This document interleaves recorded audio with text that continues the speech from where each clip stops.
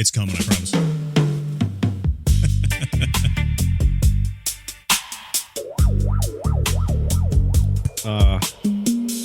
What? That opening video just makes Milwaukee look like such a wonderland of joy and success. But you know, it was a wonderland of joy and success once upon a time. I know. I love the opening too. It's it is a heavily divided city, and I know everybody wants to think they're like really smart by talking about redlining and stuff. Mm-hmm. But I mean, the redlining in Milwaukee is pretty intense, and it's gotten better. It's gotten better? In the sense that the shitty areas are more sealed off from the nice areas than they used to be. Oh, I see. So the redlining has gotten better. I see what you mean. Yeah. I mean, I don't know. I was actually down there yesterday. I try to avoid it as much as possible, but unfortunately, work has forced me to go there. Yeah, I mean, it's getting nicer, and I had to look into it because it's just looked cleaner the last several times I've been there. And apparently they've been making moves to like power wash everything. Really? Yeah. So it's like nice and bright. There's not very much garbage on the streets. But I mean, they aren't doing anything for the other parts of town. It was like when they put in Fiserv Forum, it was like, oh, we're a real city, and that whole Deer District is like a Wisconsinite Disneyland. What is a Wisconsinite Disneyland? Double-decker bars, cheese-themed architecture. I don't know if Usinger's actually... Yeah, I think they still make sausage and stuff over there. Yeah. That was like when the Bucks started to win some stuff because of Giannis. I can't say his last name. The Greek Freak. and then they stopped. They stopped winning games, and it was like, we just invested like how many tens of millions, hundreds of millions of dollars in this district, and now we're losing again. If that isn't a tale as old as time. Yeah. They think that like their champion guy is gonna like be the best forever. But I've only seen one game with Giannis, and he did like carry the whole team. And it reminded me of when we were on that basketball team that lost every single game. Oh yeah. Yeah, I remember that. But you remember we started off with our own Giannis. We started off with TJ Pancake. What? TJ? You remember his name? He was this like, so we were what, 12, 13 maybe when we were on this team. And there was this dude who was like a foot and a half taller than everybody else, and he would just carry us every single game, scoring every point, while the rest of us, you know, just kind of trailed behind like, you got it. And then they removed him from our team, and we lost every single game after that. Why was his name TJ Pancake? I think that was his actual name, but don't look him up. Don't harass him. TJ Pancake? Maybe it was an alias. I don't know. An alias. Or an alien. You know, because they walk among us this week, as we have learned, because the government decided to let us in on the little secret after all this time. You know? All I've heard about is the religious leaders thing that you talked about with Newsfist. And I got one other take on that, which was from Jason Carpenter from Dead Rabbit Radio. He pointed out something that I thought was really funny. And I don't think he's like any kind of politically oriented kind of dude. He just likes to tell interesting stories on his show. But he was like, so if they want to like prepare religious leaders for this news, why are they only contacting evangelicals? Oh, gee, I wonder why. He's like, don't the Muslims deserve to know about this? Or the Hindus or anybody else? No, because the official religion in the United States is Retardation. Yeah, it's something like that. Yeah. It's I went to Walmart last night. Can you believe it? Because I was bored. Right. Typically, I'll come up to your place and like hang out. But last night I had nothing to do. Well, not nothing to do, but it was getting late and I was bored. So I was like, I'm just going to go to Walmart and like look at the weird people. And of course, I was looking at, a little bit at Mother's Day cards and things like that. But all of them were like so generic. I didn't want to buy them. But there was this bag that was just sitting on the shelf. It was like a gift bag. And it said something like, we thank God for, such and such or something like that. And I was like, it is so odd to see something like that in a Walmart. But I was thinking about that just before I got on the show. Like, for some reason, the name Tony Dungy popped into my brain because, when we lived in Indiana, the Colts were doing quite well, and a lot of them attributed it to Tony Dungy's coaching. I sound like I'm really into sports today, but I'm not, I swear. I wish I was. It helped me connect with my fellow Gentiles, but yeah, no, I was remembering like in this like era of like 2006, 2007 in Indiana, like the religious aspect of it was very intense, where it was like Tony Dungy's faith is the reason they won the Super Bowl. Oh yeah. Yep. I remember that. And it was just like very on the nose. And I'm like, man, it just sounds like an alien planet. Oh yeah. I agree with you there. I mean, I think the reason I brought up the bag from Walmart was that I was looking at it. I was like, what God though? Yeah. Like what God are we talking about? That would be Walmart approved. Your personal Jesus. Well, so that's what I was thinking. It's like, why are all these guys getting information on UFO disclosure and they're all of the same ilk? Well, that's the God of America. It's this capitalist, Zionist, Israel first kind of evangelical Christian God. And I was like, that's kosher. You could see that on a Walmart shelf, I guess. But it's so interesting because the concept of the American God is sort of this amalgamation of mega church culture, things like Tony Dungy, and he doesn't like to talk about it, but he has faith. But he's also doing like conventions and things about it, and like doing speeches at men's conferences and that kind of thing. Well, who was that other football player that was really famous for it? He was also, I think, like actually really good. I don't remember. He was popular in like 2014. I mean, I've seen a couple of them who are like that, but I get the same vibe. I'm like, aha, this is the approved form of Christian worship. Oh yeah. As long as we talk generally about God and keep it away from anything that looks like actual Christianity, and as long as it's voting Republican, we're good. We're good with it. It's very interesting. I think, yeah. I mean, it's sort of like the Subway sandwich version of Christianity, or like it's a prepackaged lunch. Yeah. The Lunchables Christianity. Yeah, Taco Bell demiurge. No,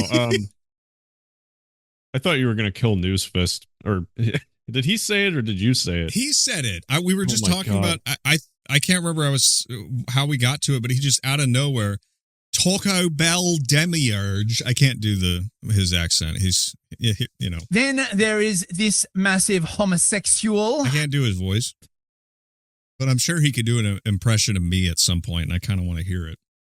I would love to hear that. But yeah, he just out of nowhere he goes Taco Bell demiurge.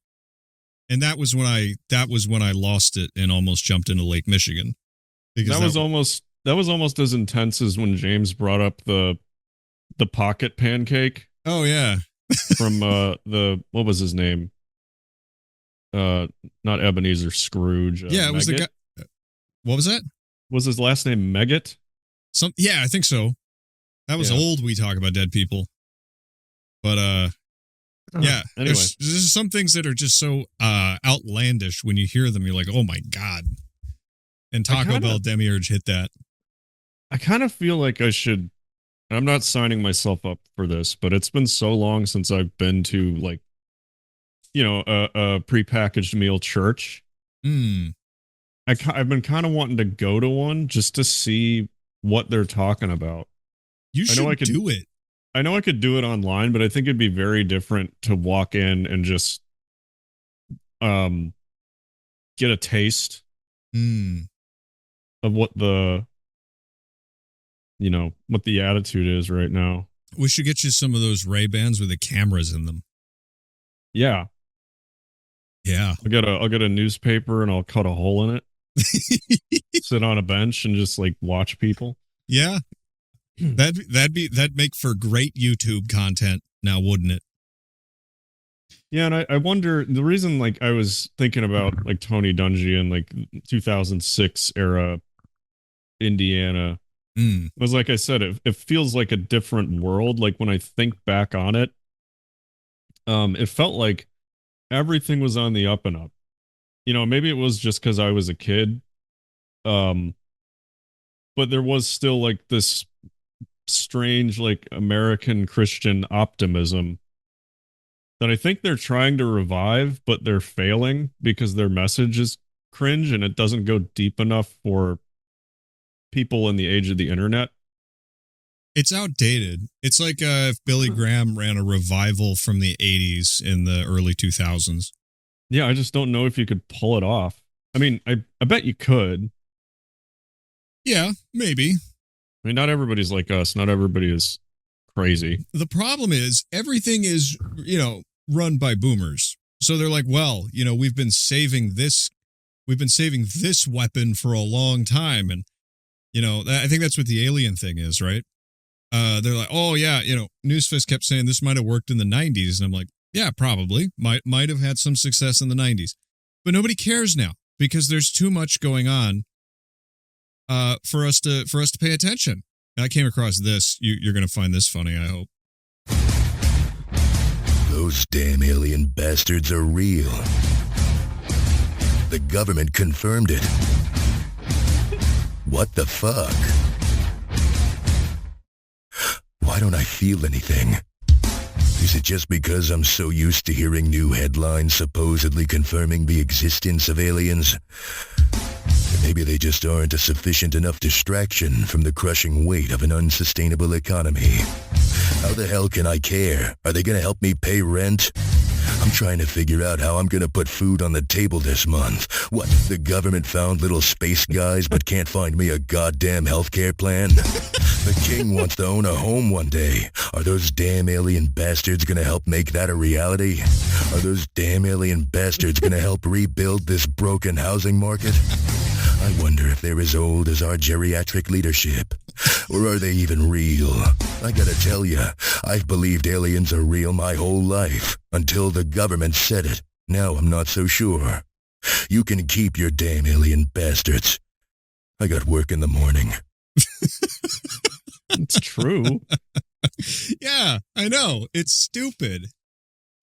It's stupid. It's like, oh, yeah, well, the government's definitely revealed. I did this whole thing on the on a Wagey stream this week where I was looking at the videos they put out, and it's just the same thing over and over again. It's just dots in the sky, and they're like, this is only the beginning. And then you had all these pastors on Twitter being like, I am hearing reports that they're saving all the really good stuff for tomorrow. Oh, okay, sure. Yeah, haven't heard that one before. It's why is this? It's just the timing of it. Like, why now?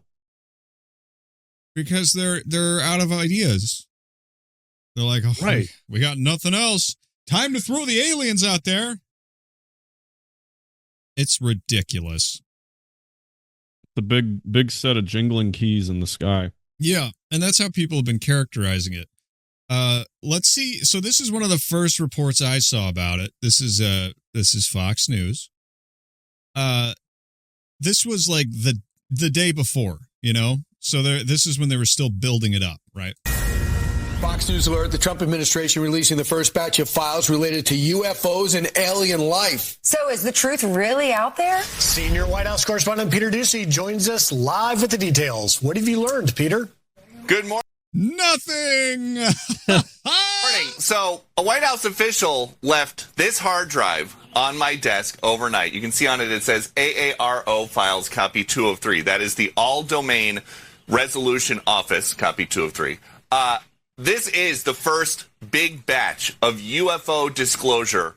So somebody put a piece of masking tape.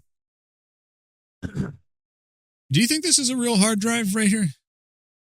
I don't know. I don't think I'd be standing in a public square waving that around. Well, it's sort of like, you remember the when they put the influencers out there with the Epstein files and all they did was print out copies of what was already available on the internet? Yeah. And these guys are like, we got it. It's the same. What is this? To run the same, like, oh, well, the first batch, why not just dump them? You know? Why not highlight the interesting stuff? Oh, because it's a waste of time. It's pocket sand now, isn't it? I think, honestly, how this reads to me is just like, watch the damn news. Like, honestly, like, I think that's what it is. I don't think there's anything more to it right now than just, we need ratings. Interesting. Like, could it be that stupid? It could be that stupid. They're like, well, we are the official man with the official cameras, not like you plebs and your phone cameras and street reporting, which I got to say, I was listening to, I haven't actually listened to Tucker that much, but when I was in Walmart looking at socks last night, I was listening to Tyler Oliveira on Tucker Carlson, and I think that was probably the best one I've heard yet. Was it about this? No, it was about basically the scam economy that they're running with immigrants and that sort of thing.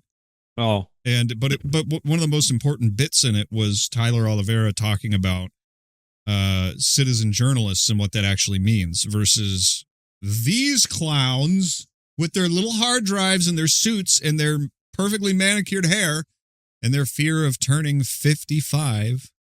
It looks like he's in front of a green screen. It does, doesn't it? Yeah, it looks like, especially around the hair. Yeah. Anyway, whatever.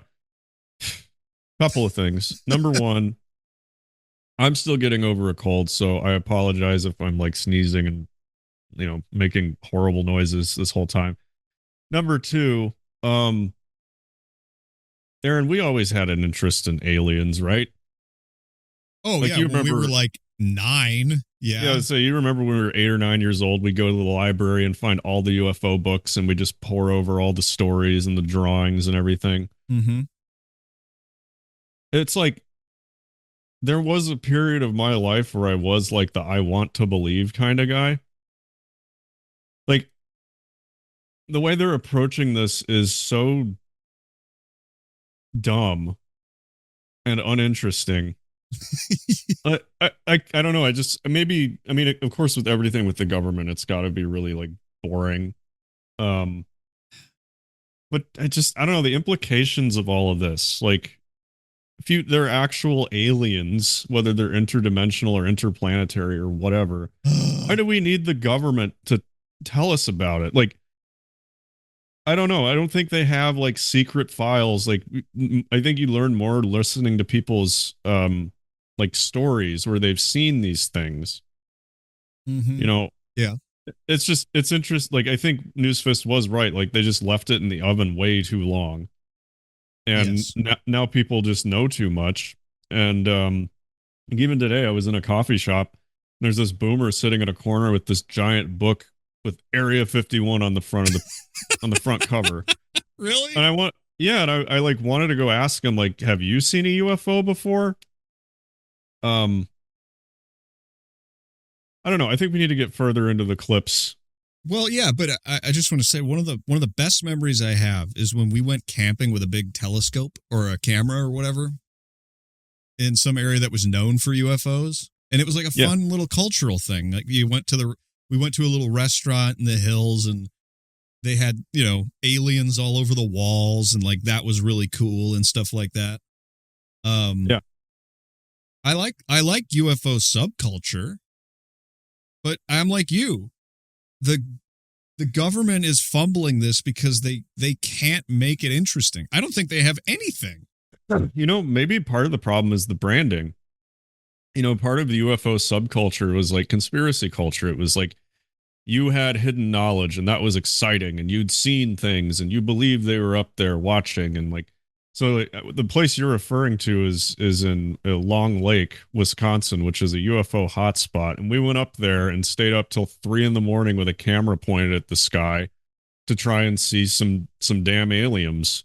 And we did see something. Like you guys saw that dot fly really fast to the left and then drop straight down. Yeah, that was weird. We didn't get it on camera because it was too fast and we were being consumed by mosquitoes.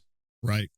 But well, that's the thing. It's like if you ever watch these guys with like night vision, like really fancy night vision, living in Idaho or the middle of nowhere, they point it up the sky. There's stuff flying around up there all the time. It's crazy. There's even a guy around here who does it. I'm one of those people that like I want to see paranormal, supernatural stuff. We've seen ghosts before, which I sound like a retard saying that, but I have no other explanation for what I saw. And maybe I'll tell that story another time. Everybody's heard it. Everybody in my circle has heard it a million times, but, I never was interested in Bigfoot or the Loch Ness Monster, but I listened to a lot of personal stories of people who just see weird stuff happen, like Jim Harold's campfire, or I listened to the confessionals for a little bit until he got like freaking weird. But yeah, I want to see this stuff, but half of the appeal is that it's a mystery. When the government comes out and says, we got a hard drive with videos on it, it's like, oh, that takes all the magic out of it. Right. We got a hard drive with a bunch of little videos of dots flying around in the sky. It's like, well, man, nobody cares about that. When you can type into a prompt, I want to see a raccoon eating an ice cream cone while riding a bicycle, and it looks real, I'm not impressed by little dots. Disclosure ordered by President Trump. Some of the clips and videos on there have popped up different places before. Some of them have not. And we have been going through this all morning and overnight to try to put together some of the best videos so we can all look at this together. This is a world exclusive right here. So let's go to the first clip over the skies of the United Arab Emirates in June 2024. An inverted teardrop with a vertically linear trailing mass, as described by the War Department, suspended below. The War Department cannot say for sure what this is. It's a balloon. It looks like an alien. There is a type of alien that they call the jellyfish. Really? And they've seen this particular shape in a lot of locations, but again, could be a Mylar balloon or a weather balloon. I don't want to be that guy. I'm kooky, don't worry. But again, Crow's Law of HD. Right. Like we have more cameras on this planet than we have people. Yes. And we still can't catch these things unless we're using FLIR or whatever this is. Right. It's stupid. This whole thing is just stupid. It is officially listed as an unresolved UAP report. The next video, over the skies of Iraq, December 2022, moving bottom left to top. Couldn't possibly be a drone or a plastic bag. No. No, Omar just kicked the ball really hard. Top right of the field of view. All CENTCOM gets from this is an area of contrast. That's what they describe it as. It is officially still listed as an unresolved UAP report. Next video. Big deal. What is a resolved one? Why don't we get to see those? Well, hey, be grateful. The government computer god has deemed it necessary to show you their security cameras. This is like the Ring doorbell camera of the United States government. And they're like, look, we spotted something. I compare it, it's like Ghost Adventures. You remember Ghost Adventures? Oh, yeah.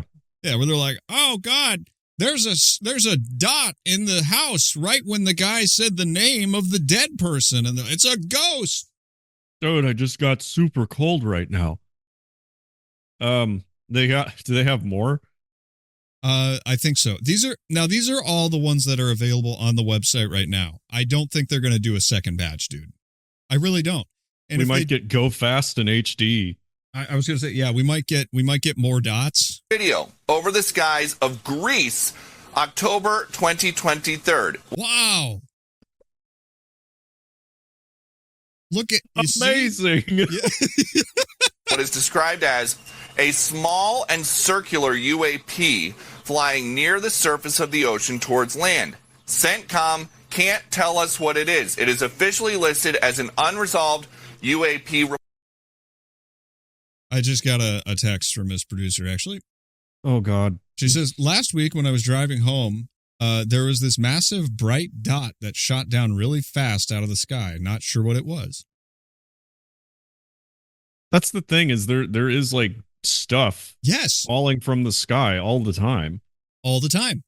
And, I think that's one of my favorite things is if you go and you look through, a nice set of night vision goggles or a camera or a lens or whatever the hell they use. It's busy up there. There's stuff like this going on up there all the time. But there's no like saucers. Yeah, I mean, again, not trying to be boring about this, but if there's something that shows more than a dot, like I think for me, the ones that are more compelling are the ones that change vector. Like this is just going in a straight line. If they turn on a dime, like we don't have aircraft that can do that. Right. Except for maybe a drone. I know. What is this? I know. I like to be a truther too. I like to believe. I want to believe. Are you kidding? Here's a little interview with the president. Barack Obama said that aliens are real. Have you seen any evidence of non-human visitors to Earth? Well, he gave classified information. He's not supposed to be doing that. So aliens are real. Well, I don't know if they're real or not. I can tell you he gave classified information. He's not supposed to be doing that. Well, he made a big mistake. He took it out of classified information. No, I don't have an opinion on it. By the way, I don't know if you can tell, but they cleaned up this audio with Adobe Podcast. Well, it sounds a lot better than it used to. Yeah. Yeah, they actually hear them. They threw this in an AI fixer that made this sound this good. Classified information. No, I don't have an opinion on it. Pause it. Yeah. Remember how like we used to look at people's names and that would tell us things? Like in the media, not like especially like where they just have like names that were like really on the nose puns. Yeah. This guy's name is Peter Dookie. Yeah. Because this is all horse shit. Could I be right? You could totally be right. Because they love to rub that kind of thing in your face. Yeah, they do that all the time. There's a book on my shelf by a guy who calls himself Jerry Mander. Right. And that's his Wikipedia page. And they're like, yep, Jerry Mander. It's like, that is not a real name, dude. It's just not. What was it? Like Dr. Fauci? Like what Fauci is like Latin for wolf or something, or Jaws? Yeah, Jaws. Okay. Anyway. Something like that. I don't want to get too schizo talking about the very boring UFO stuff. Well, I mean, there's like Don Lemon, the bitter fruit. Yeah. And then there's a whole bunch of these guys who have these like stupid superhero names. But I don't know. I haven't seen much of that. There was this whole thing about the new virus that's going around, and they were like, I think I posted it in the Telegram. They were using 33 all over again. It's like all over the story. 33 years after the first reported hantavirus case. 33 victims. 33 days at sea. And I'm just like, this is retarded, man. I started seeing this string of memes about people like getting the new virus and jumping on a plane immediately and like deciding where to go. Yeah. Well, I mean, listen, okay, so, all right, so we can't listen to Peter Dookie or whatever, but maybe we can listen to Japanese Science Man. You know him? Who is this guy? Michio Kaku? What is he famous for? Being less of a prick than Neil deGrasse Tyson. I actually, I don't know. I like this guy a lot more than most science dudes because he at least he's more open-minded than most. I haven't read any of his books, but I've listened to interviews, and he's kind of just like, yeah, I don't know everything. This is the guy. Sorry? He can explain a lot of things really well, but he like freely admits the gaps in his knowledge, which I respect. Well, at least usually. Yeah. So we played a clip of this guy a long time ago where he was saying that quantum physics was basically Kabbalah. Right. Remember that? That was him. Yep.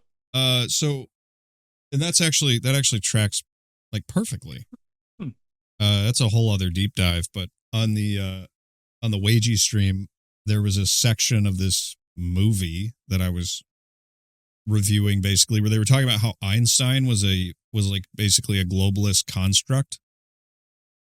Yeah. And it sort of marked the end of a civil war that was happening in the scientific community between people who were actually being realistic about science and people who were basically trying to turn it into a circus tent, which they did, by the way. That's most of science now, is it's made up nonsense, that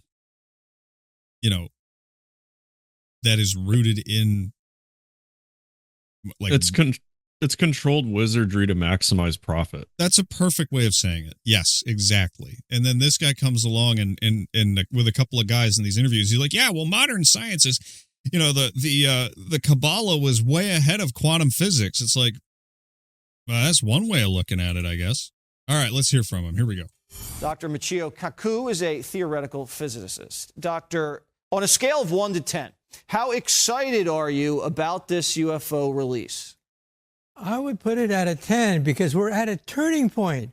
For decades, we had to rely upon eyewitness accounts of housewives, truck drivers. Hey, that's not nice. We had to rely on these miserable accounts from housewives and truck drivers? Wait a second. I don't think he realizes just how offensive that is. Well, he gets away with it because he's, Japanese science man.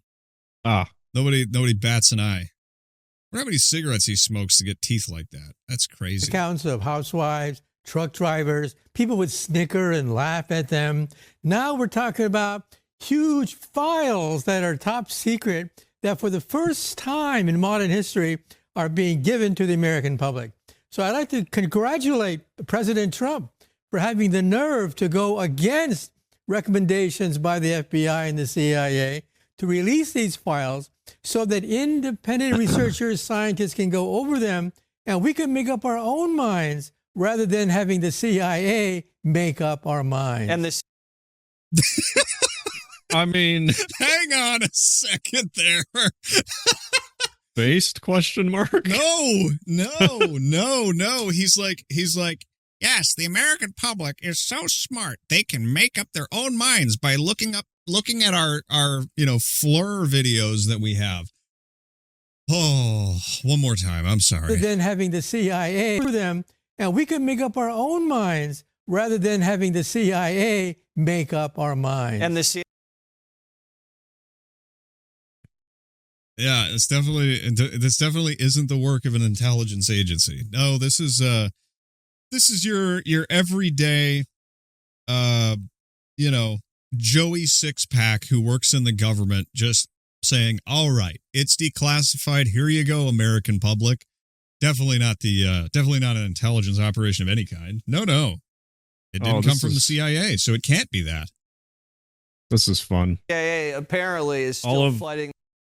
So when I started getting red pilled during COVID, I bookmarked like a million documents on the CIA reading room, the FOIA, about UFOs and shit.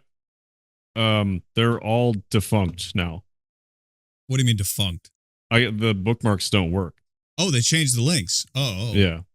I don't know if these are still on there. Like maybe I can find one. Well, everybody knows the only place you can find any good conspiracy stuff is on 4chan.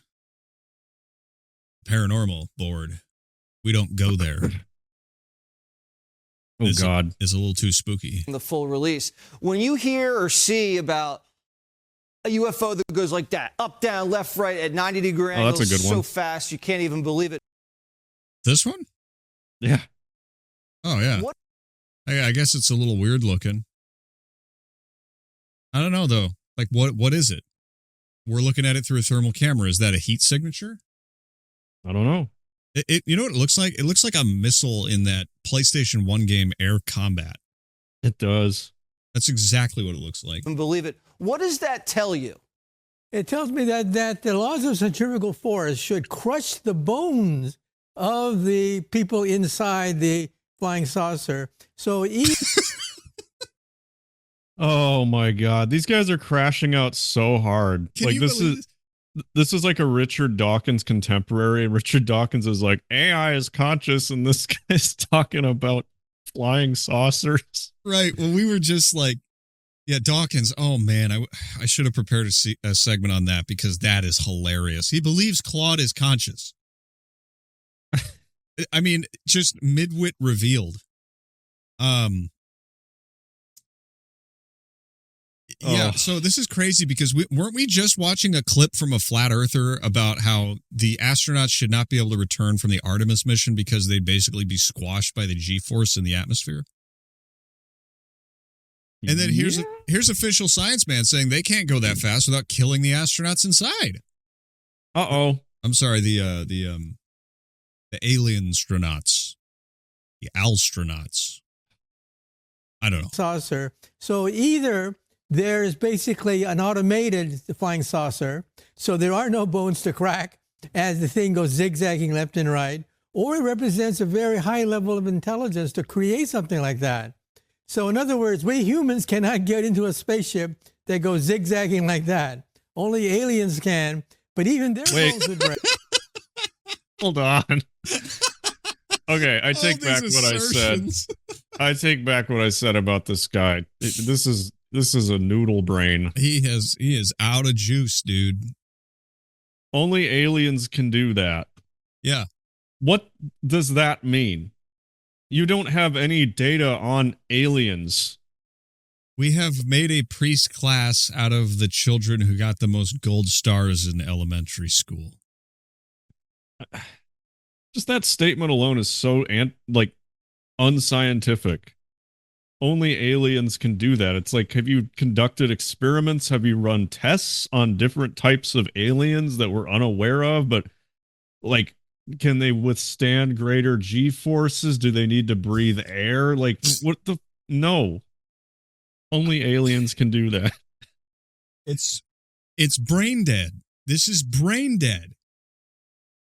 Oh my goodness. Oh. I feel dumber for having watched this. Let's see here. Well, how about, so like we don't like to hear from the official man, right? Here's Marco Rubio, by the way. Busy as always. That's AI, right? Are you kidding? Of course it's AI. I don't know. Yeah, the bike is in the couch. I don't know. Maybe he carved a slot. Whatever. Are there any other funny memes? Hey, look over there. Yeah, pretty much. Yeah, the one conspiracy where we have some evidence of it actually being a conspiracy. And I think all of this is just, it's the news getting in on it, but it's also just Trump wants to do anything to keep his approval rating up. Yeah. It also has all the hallmarks of being basically a Hollywood production. So, when things are too weird or all this like Hollywood stuff, that's to me a sign that it is an intelligence operation. Like I've been talking about it a lot, but Pete Quinones is currently working his way through a book with a guy about the Mossad and the way that they set things up in intelligence operations. It's all just Hollywood stuff. And it's all ridiculous like this. It's so silly and clownish that to me is the tell. And again, I think this is just a continuation of laziness. Yes, it is lazy. Wow, you just like peaked like crazy there. Oh. Your Sorry. audio.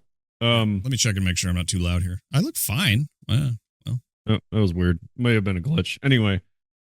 Yeah, I mean, I think it's just laziness. And also they think the population is so stupid that they can get away with being lazy. Mm-hmm. Because they've been value engineering this stuff for a while, and they've cost down the whole thing to the point where they're like, how little can we spend and still make this work? When you say value engineering, what are you thinking of there? Going back and redesigning something to save cost. So it's kind of like Hollywood giving us cheaper special effects. As like 15 years ago, maybe longer, they could afford to really go all out with the budgets. But now they go all out with the budgets. They save on the effects because people aren't impressed by them anymore. So basically you're making a product cheaper because the audience doesn't know any better. Yeah, and that's kind of what it feels like everything's doing. I mean, that is how capitalism must work at this scale. Yeah. You have to get cheaper, or you have to charge more, or something, because your competition is going to find out a way to make more money than you, and then you lose. And so everything all around us is getting worse. Why would media be any different? Why would this be any different? It's a race to the bottom. Shocker. I mean, they'll give us the cheap stuff until people, reject it, and then they might shell out a little more cash. I don't know if I'm not even like literally talking about like money so much as I'm talking about like how little can we do to sell this. Well, yeah. Yeah, that's the incentive structure that's set up for the world in which we live, which is why everything's becoming slop, which is why the food is mostly filler. Which is why IKEA used to be the standard of cheap ass furniture, but now you can get it on Amazon, and it's been whittled down to be something that's somehow just barely functional, will last you a couple of years, and then you get a new set. Yeah, that's how it works. It is how it works. Now, I think real quick, I think that's just kind of I don't know if that's Occam's razor, but I think in this day and age, I think looking for the stupidest, most obvious reason that people would do this kind of thing might be the best way to figure out what's actually going on. Yeah, that's actually a really good point. Like, what is the laziest answer to this question? Well, they're jingling keys. Mm-hmm. And Trump wants his reputation back. Not happening.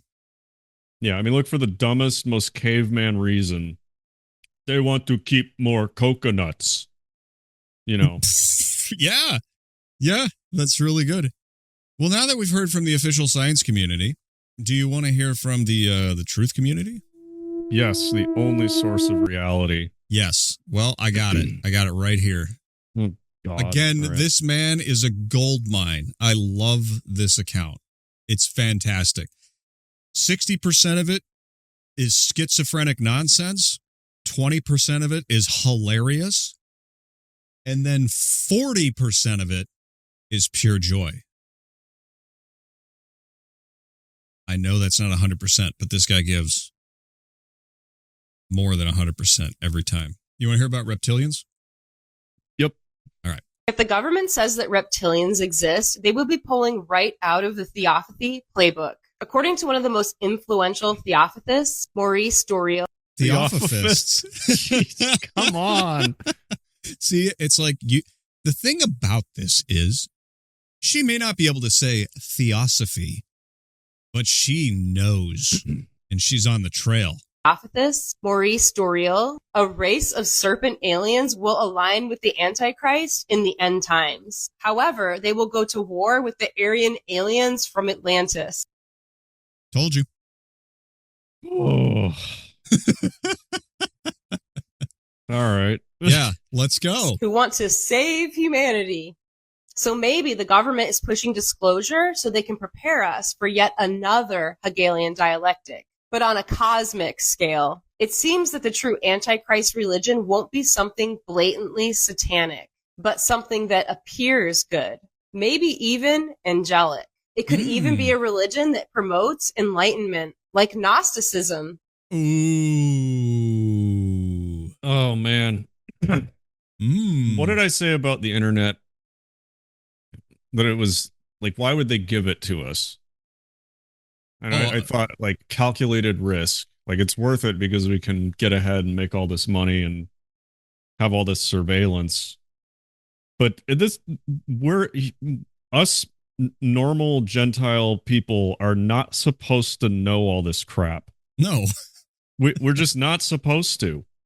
Like, I thought I was super smart boy by reading all this junk. I really wish I hadn't. Yeah. You know, like they say ignorance is bliss. It's true. It's like the wrong people get this information with an undeveloped, uninitiated brain, and it gets all twisted around, and then all of a sudden you're talking about aliens and Aryan aliens like fighting in the sky. Yeah. It's all fantasy. It is. It's not if you know what you're doing, but we don't know what we're doing. Don't flatter yourself and think you understand this stuff. Right. It's reserved for I don't even know if it's the most intelligent, but people who have the right structure within them to use it. But meanwhile, you know, I go and I get, you know, all these books, like when I was getting red pilled, and I'm like, I'm going to learn about magic. And then I'm reading it and I'm like, why do I have a headache? And why does it feel like the past is now the future and that the present is a twisted donut floating through the middle of nowhere? Like, yeah, I'm not supposed to be reading this, but because it's on the internet, I can get at it. Yes. And it will drive you nuts. Yeah. A Fist was saying this on our little thing. He's like, you know, we're just not cut out for this. It's not ours. And that's true. It's very true. This is why we did a whole series on Gnosticism now, isn't it? Yeah. And it annoys me because whether or not this lady is sincere, if she is sincere, this is what happens to you. Yes. Yes, it is. Maybe this is why they're telling us that they're faking the apocalypse, so that we will think even the Bible is a psyop. After all, one of the biggest proponents of this theory is David Icke, who got his reptilian ideas from Doreel. In fact, before he was famous, Icke used to advocate for another type of New World Order, one where so-called ascended masters rule humanity. Is this why we're allowed to expose the Illuminati and its plot to establish a global government? Is it because they are preparing us to accept another false solution? What if the elite really don't need more control? What if they want to give us peace and prosperity, but on the condition that we forget Christ? What if? Oh. So there's mental flashbangs, and then there's mental sting grenades. Yes. Ooh. You know, it's like the way you could put this story is that there is an old regime that looks like this. It's got the pyramid with the eye, and they're all boomers now and getting older. And there's this other thing that's creeping up out of nowhere that looks more like this right here, where Jesus was an ascended master and not the savior, where all of these people are equal to Jesus. They were all alien creatures, basically from another dimension or something like that, who know better than us.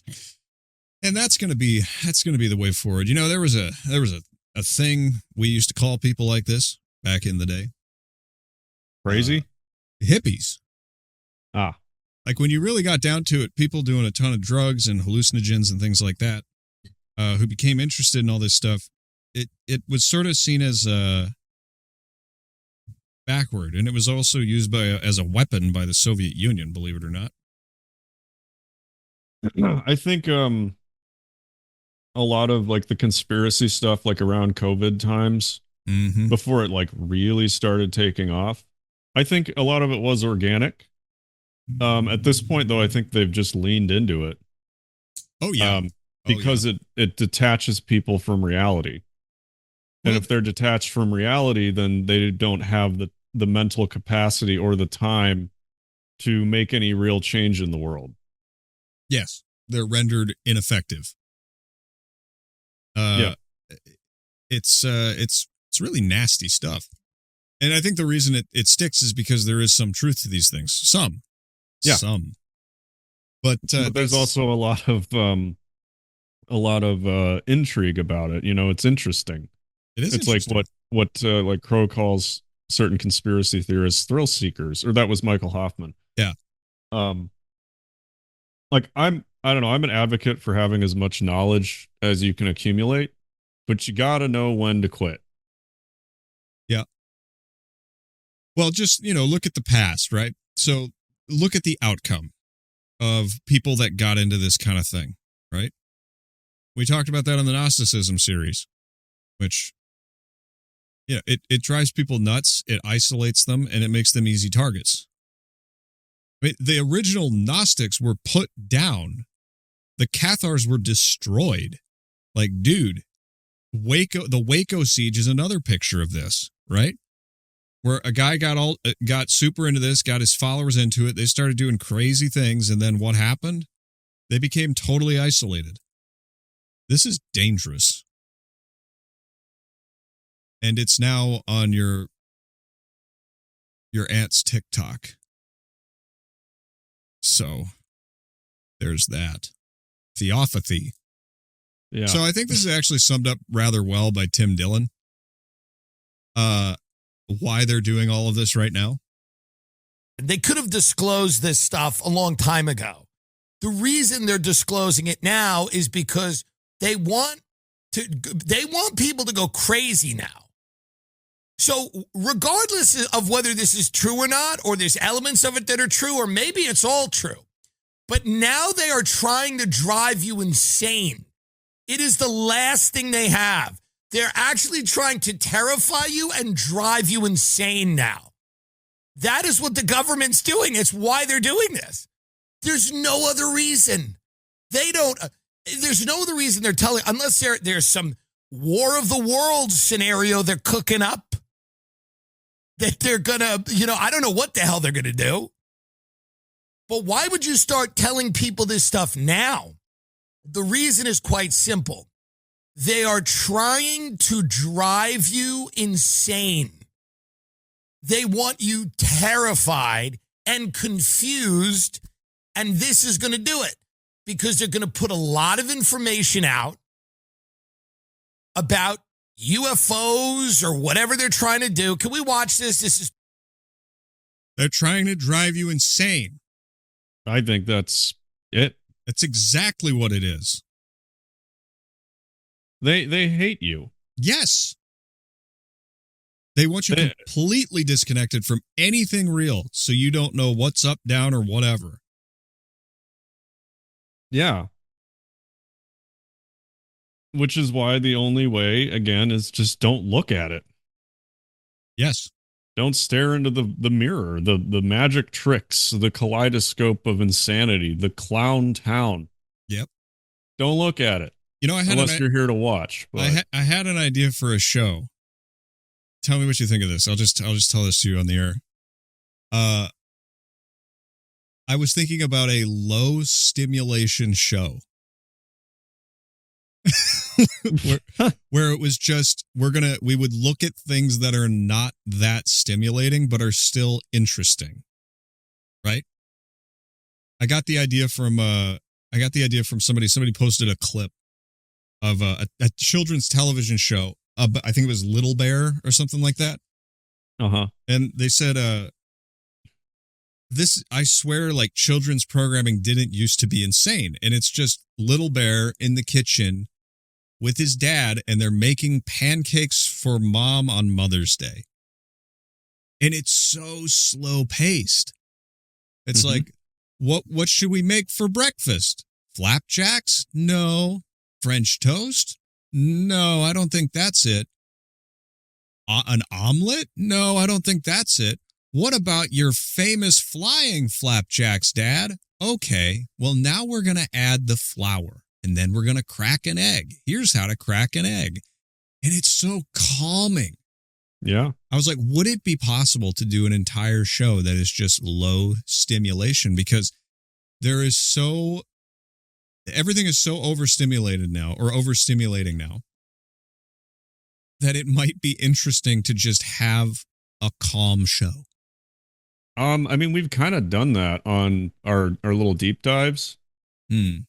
Like, the only variety show I can think of like that is Citation Needed, which is more comedy. But they just pick like a random thing on Wikipedia and they just talk about it. But yeah, I mean, I like that idea, honestly. Like, we could just, like, even just you and me, when we talk about video games or movies, you know, it refocuses the world to something that is simpler, easier to understand. And I think that we can make just about anything interesting. Like, I don't know, I over lunch at work, I often go on Wikipedia deep dives about just whatever pops up. So, like, I don't know, like a certain kind of bird or a crystal or some material, like, how is it made? You know? I think this is also like why I really like baking these days, is because it's a process. You follow steps, you smell it in the oven, and then you share it with people at the end. And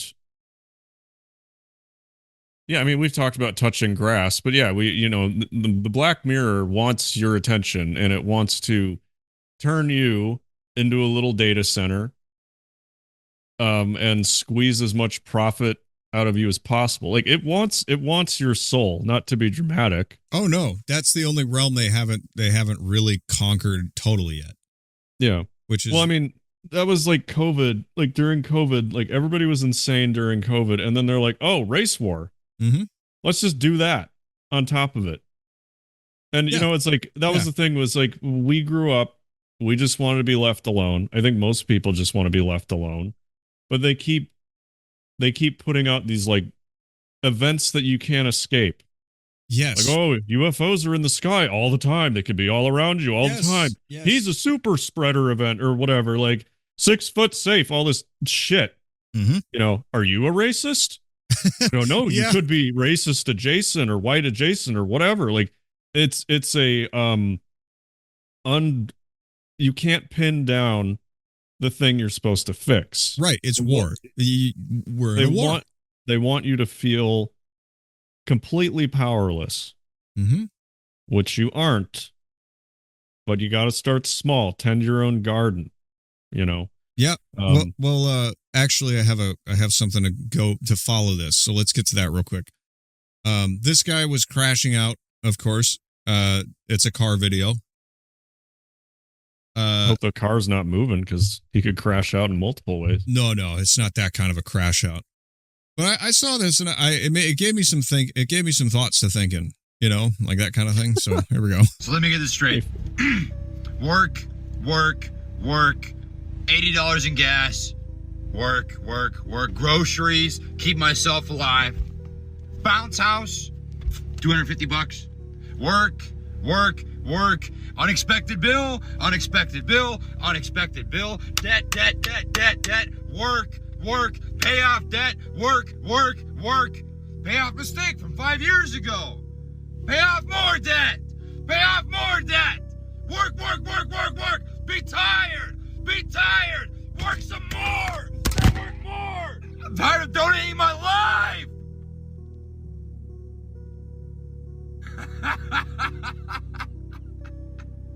So this crash out might be part of his plan of getting out of the work debt thing.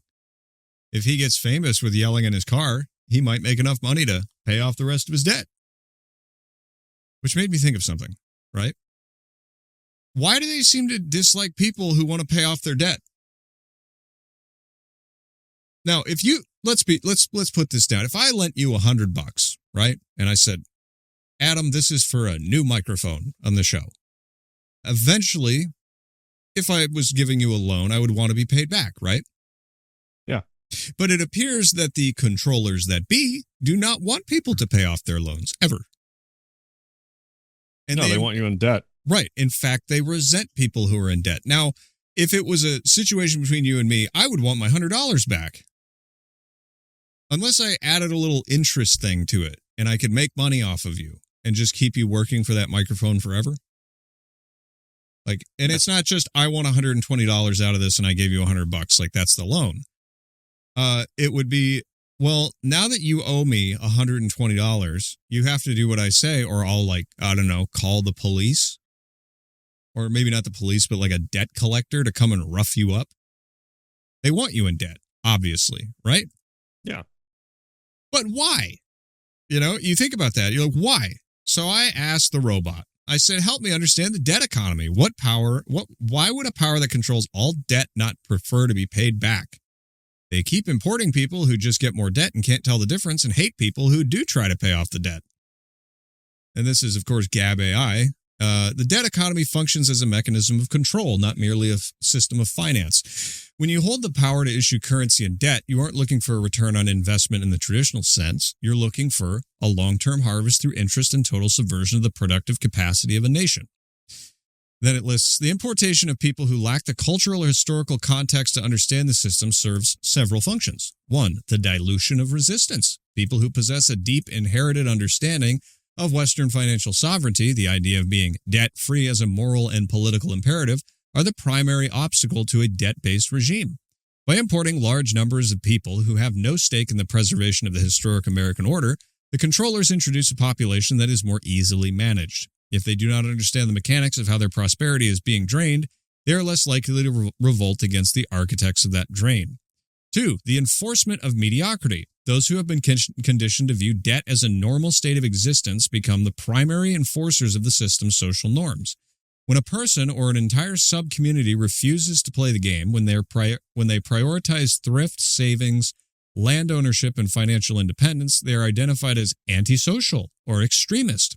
The system uses these new populations to stigmatize those who try to pay off their debt, because anyone who achieves financial independence threatens the collective reliance on the central banking system.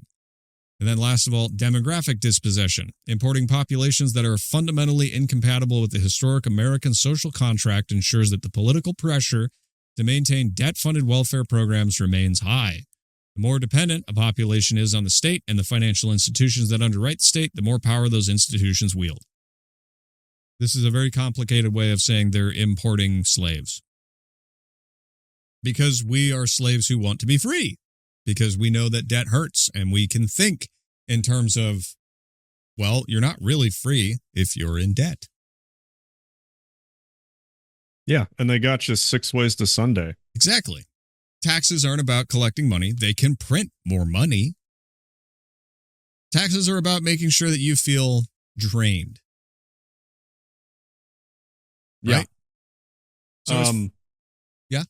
Also the subscription model. Yes. Yeah. I mean, everything is like the idea, like you can't even use cash to buy things anymore. Because that's just like a one-time thing. Yeah. You know, they want it so that everything constantly leeches on you like a psychic vampire. Yes. Yes. And I mean, that's the reality of it. Yeah. It is. And I think it's the same thing that they're going to try to do with attention, right? So there is actually an end to the red pill. Did you know this? I don't think so. Yeah, people think it's like turtles all the way down, or that there's no foundational truth, or that everything can be subverted and you can always think of a way around things. This is Kabbalistic thinking. This is basically a way of keeping you destabilized and unstable. So they say, well, you thought the government was in charge. Well, it's actually the aliens. Well, it's not the aliens. It's this specific race of aliens, something like that. And they lead you on and they lead you on until you're 40, 45, 50, 60, 65, and you're still watching the news, because if there was a solution, well, their system of business would die. There you go. Yeah. So it's a subscription model. There is only one way out. And I have this for you. Oh, God. Do they know I just learned about manifestation? Now I'm gonna get so much money. I don't need a job. Why? Because I can manifest. I don't need the old gods anymore. I answer to no one. Everything is mine. Thanks to manifestation.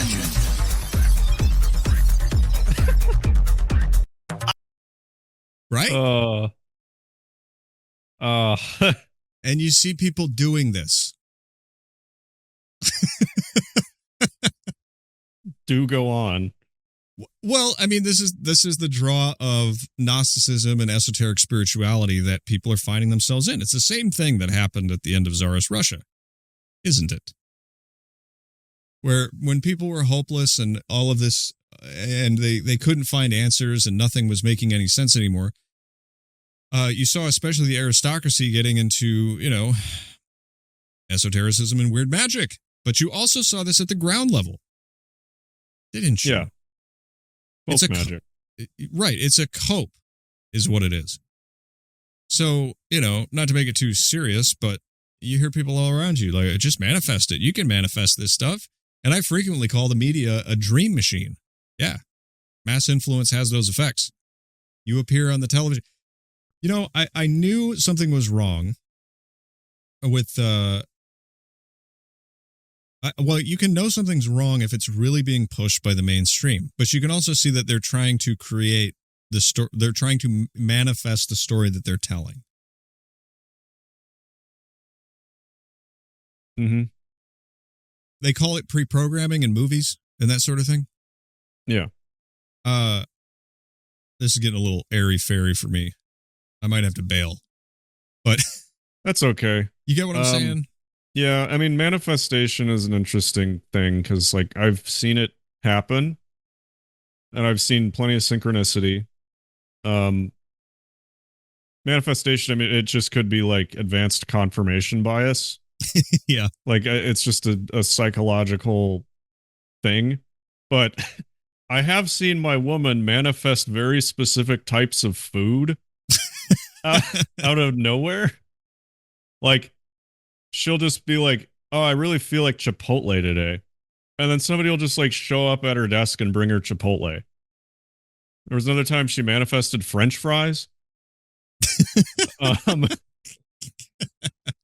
No, I don't know. I think what you're right. It is cope. It is a survival mechanism. When you're desperate for something to make sense, when you're desperate for just one little sign from the universe that somebody's looking out for you. Mm-hmm. That's when you get into this kind of thing. But again, there is truth to it. It's why people still pray. I told you I've been reading this book called The Science of Magic. It's not a great book, but it is full of studies about how focusing intent or mass consciousness can statistically make a difference. Mm-hmm. It's pretty dry because it's basically the author putting out data from these tests, and he says stuff over and over again the odds of this being complete chance is 5,000 billion quadrillion to 50. It's wow, numbers. Magic must be real. It's all right. It's an okay book. I'm gonna finish it because I'm hoping he gets to something good by the end. Yeah, I'm not gonna say there's nothing to manifestation or magic. We were talking about totems the other day. Right. If you bless an inanimate object that is a collection of molecules or whatever, it will make a difference. It's why people wear certain sportswear when they go to sports games, because it's my lucky shirt. I carry freaking crystals in my pocket because on some level in my brain, I'm well, these will just make things better. Mm-hmm. Total bullshit. If you're being a boring person about it, but I'm open-minded. You know what? If they do make a difference, even if it's a minor psychological boost, what's the harm in that? Well, I would say that there is a big difference between clinging to hope and trying to do what these people are doing, which is a cynical programming of the collective consciousness or the public mind into wanting the same things that the bad guys want, which we can see the effects of that, right? Yeah. So, we made fun of, we still do when they act up and start making great content again. But, when you see the lefties out in the street LARPing as communists, and they act crazy and all that stuff. It's hugely entertaining. How did they get there? The TV told them to think like that. How did they arrive at the conclusion, for example, that, America is this evil, horrible place that must be destroyed? The TV told them that. Then the phone and all their NPR podcasts, all those things told them that. It manifested that force into reality. That's what they're trying to do with media. And they can sort of do it because they still have their hands in all those levers. And we're the outsiders, one, because we weren't bathed in that as much growing up. And there's also the fact that when you ostracize people who are smart and replace them with a priest class of midwits, which is what we're dealing with, and you blackmail everyone or whatever, you create an underclass that is more conscious and aware of what's going on than people who don't ever have to think about it, which partially explains the disconnect between our leaders and the people in charge and with all the money from what the world actually needs to be headed toward. But they just ignore it and wave it away as the rabble of peasants who don't want a data center in their town. Does that make sense? Yeah. I was thinking of, I've heard the term before, chaos magic. Yeah. And I was looking into that. Chaos magic teaches that the essence of magic is that perceptions are conditioned by beliefs, and that the world as it is normally perceived can be changed by deliberately changing those beliefs. Chaos magicians subsequently treat belief as a tool, often creating their own idiosyncratic magical systems and blending such different things as practical magic, quantum physics, chaos theory, and anarchism. I guess the reason that term popped into my mind was when, like what Tim Dillon was saying. They want you to go crazy. Yeah. I think that's kind of what AI is a great reflection of, is that it's this kaleidoscope, this sprawling glyph of chance where calculations can turn what appears to be or what is random into structure. So it's like, what do you do with the mass belief system? Well, you just kind of muddle it all up, throw it in a blender, and then all of a sudden it's like clay and you can shape it. Mm-hmm. Because it doesn't have a strong vector in any direction. Right. So you melt mass consciousness in a big crucible, and you create lead, and hopefully you can turn that into gold. I don't know. I'm getting kind of schizo right now, but I mean, that's kind of what it is. They don't want people to have a direction. They want to eliminate all directions so they can choose and create the direction. That's exactly right. Just hold on a second. I'm going to go rip this bong over here. Okay. Well, while you're doing that, we should do donations. We have one left over from last week and one from this week. You know exactly who it is. Last week, we had to record early because we were busy. This week, we're recording at a weird time because we were busy. We still donate part of our weekend to you guys, and it's nice to get some donations back. We have two from Tom, and I thought they were both great. The first one was for $15.55. It came in last week. He says, keep showing up, keep grinding, keep believing that the best episodes are still ahead. The world is listening, and it's because of you. That's very nice. Thank you, Tom. We do need to keep showing up, just like the rest of you. Yeah, I keep getting this picture in my head that all the little podcasters, like, I've seen it too many times now, where something we'll talk about on this show filters up. And I'm not saying there's like, oh, these big guys are listening to it, but the guys next up, you don't know. They might be listening to you.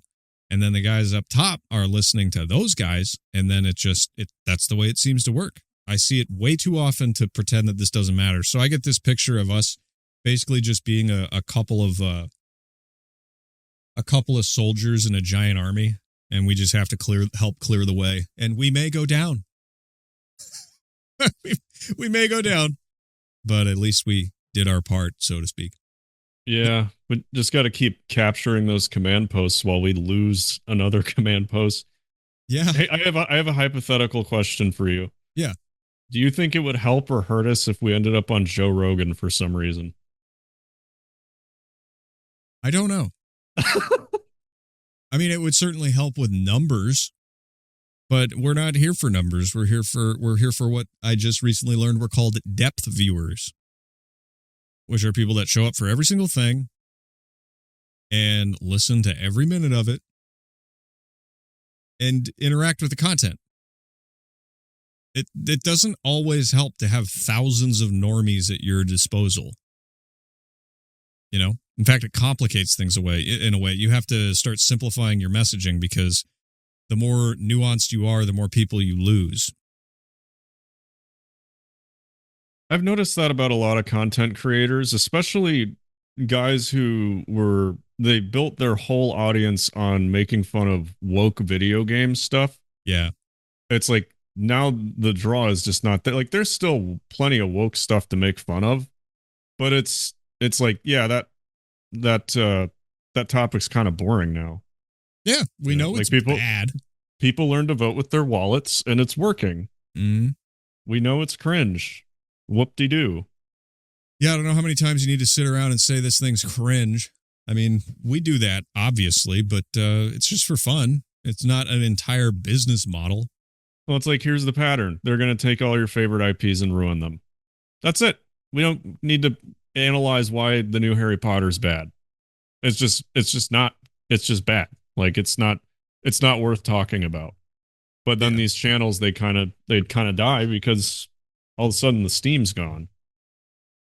Yeah, because how many times can you really dissect this thing? It's the same thing all the way down. It's just it's a mental disorder at some level, or just evil at another. All right, next up, again, we have Tom. He sends 555 for this week. He says, just remember, what horses consider play, monkeys consider business. But to Tom, it's all foolery. I love it. Perfect. That's 2 awesome notes from him this week. Yeah, very quotable. Yeah. Now, the other thing that's been doing really well, actually, for the show is the stickers. The stickers have been selling like hotcakes, and I know we figured that out. You've figured that out. Our old stickers were obscenely priced once you got to the checkout. I didn't know that. They were just literally charging the same amount for shipping as for a single sticker. So you would spend a couple bucks on a sticker, and then it'd throw on exactly the same for shipping. We have since fixed that. And there are some awesome stickers. I'm actually looking at one right now. It's the one with the capybara and the beer.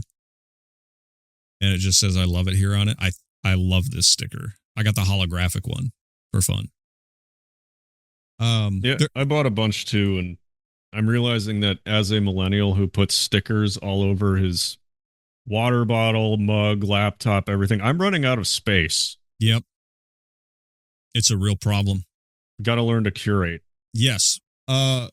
So if you don't feel like just sending us money, or if you do, there are things you can buy and have to support the show. You don't just have to send us raw cash, because I know that's all getting very tight now, so you might as well get something out of it. But if you do, oh man, look at him. He's all the way up there again. Man, we have a link for our donations here. Let me see if I can scooch him down. Yeah, there you go. Get on the Patreon. Those recurring donations are really, really important. It helps us sort of budget things out when we need equipment upgrades and that sort of thing, which doesn't happen very often. There's the sticker website right there with the modestly priced shipping costs now. Yeah, and if you're broke, just remember to engage with the video and the, especially if you're on Spotify, leave a comment, write a review for the show. All that stuff is really important. I can't emphasize that enough. And then, of course, last of all, there is Sport Drink, which is also way up here for some reason. We have a discount code, CTC. You can get some today. It's delicious. I usually fix up a glass every show because it's extremely refreshing and it isn't full of bullshit. So, yeah. Get yourself some sport drink. It's really good. Did you drinking get some of the blue flavor right now? Is the blue flavor better than the green flavor? Not to me. Okay. I love both of them. And then they announced a grapefruit one, and I love grapefruit, so I'm gonna have to get that one too. Well, I've noticed that the blue is more popular with women. Go figure. Yeah, and the yellow and the green, or the lemon lime, no yellow 5 lemon lime or whatever. That's my favorite because it has just enough kick. But they also introduced their not white monster version recently. Which yeah, I saw we got some orders for that, which is really funny. Yeah, get yourself some sport drink. It does help support the show. Use the discount code CTC. It is freaking delicious, and it is, as it says here, it is racist Gatorade. Boy. Okay. Shall we get back into it, Adam? Yeah. Are we going to talk about Bigfoot next? No. Well, we're running a little short on time as is usual, so I'm going to let you make the decision here. Do you want to talk about Walmart, or do you want to talk about this cringe game that came out, Mixtape? How are we doing on time? We have 45 minutes left. Just because we've been talking about paranormal stuff, and because it's one of my biggest guilty pleasures, what was the last paranormal supernatural thing you experienced? Well, you don't want to look at the clips? You want to talk about paranormal? I don't know. If you have a good story, then sure, but otherwise, let's go straight to Mixtape. Well, I mean, I don't know. Gee, last paranormal thing I experienced. I don't think not recently. Not recently. Yeah, it's been a while. I mean, did you have one in your mind? I mean, and you've heard the stories 1,000 times. We'll let the listeners determine if they want to hear that. Mm-hmm. Yeah, we'll leave it there. Okay. Except for, I'll just leave it at this. I did see a giant rabbit thing in Yosemite. We both saw that, yeah. That was weird. I'll never forget it. Hit us up on Telegram. Here's something that I noticed a while back, and I thought this guy did a pretty good job of summarizing it. We probably won't watch this whole thing. My audio is muted. Hold on.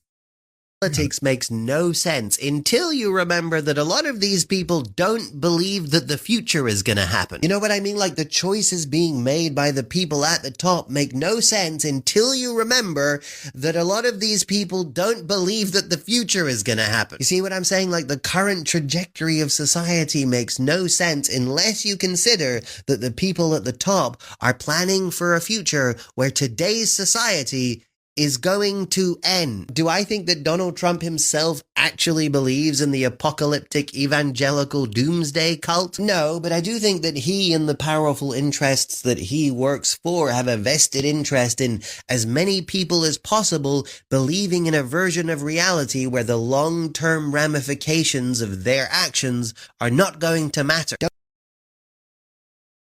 That is spot on, isn't it? Yeah. It's as if there's all these different systems of belief, left, right, and center. Doesn't matter what. Where nothing matters, you're going to be gone. You might as well not think about the future. That kind of thing. It's more of a pervasive attitude that we experience with certain generations. It's always sort of looking back, like the best days are behind us, and that kind of thing. It's not going to get any better. Well, again, here's an example of manifestation. Right. You believe there's no future. You're not going to have children. You're not going to have a future. Mm-hmm. I mean, that's just one example of it. Exactly. That's the thing, though, is like, and when you grow up surrounded by people who are convinced that just at any day Jesus is going to come back, or maybe not Jesus, maybe something else, where just at any moment it could all happen. They'll manifest something like that, but the reality is that, like, again, no one knows the day or the hour. So quit thinking about it. But also, I'd like to make fun of these assholes who are wasting human consciousness preparing for the inevitable. Like, I really have no words for how destructive that is to see the world that way. Yes. And I think it's worth remembering that, like you've said before, it's like the world is in your phone. The world is a much bigger place than they would have you believe.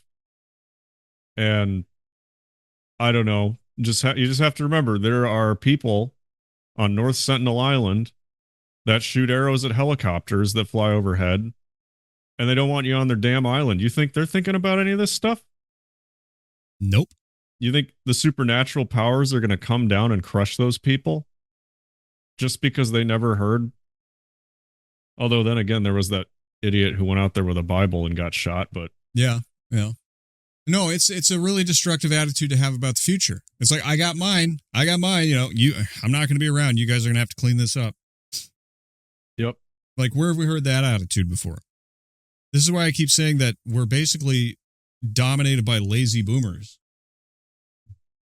Because they have this apocalyptic vision of the future where nothing's going to matter, and nothing's going to matter, and we're not going to be around to see it, and you guys are going to have to figure it out. It's not our problem.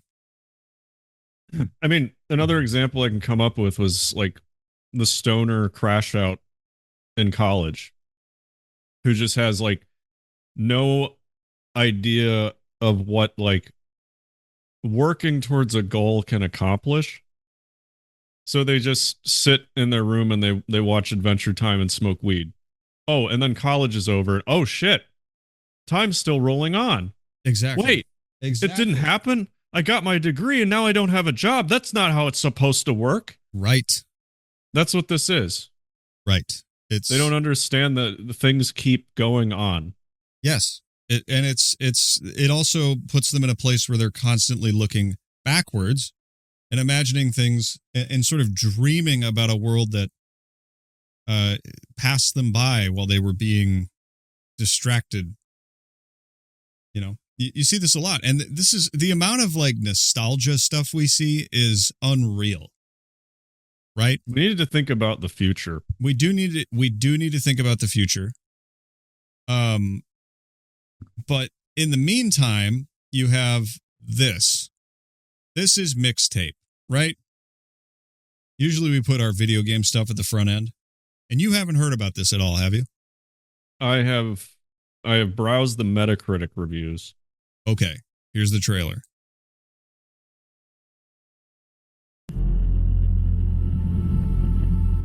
Tonight, we're invited to Camille Cole's beach party. It's the tits, it's the jam. Everyone's gonna be there. College kids, rich kids, athletes, horse girls, skaters. It's teenage high society. Right now, we have no booze, but we do have some leads. We'll start at my house, then on to Cassandra's, free drinks at our secret hideout, then arrive beachside at 9:45 p.m. No way. I did it last time. I look like a child. I can't hand over money with these little hands. Slater, you do it. You're the one with the mustache.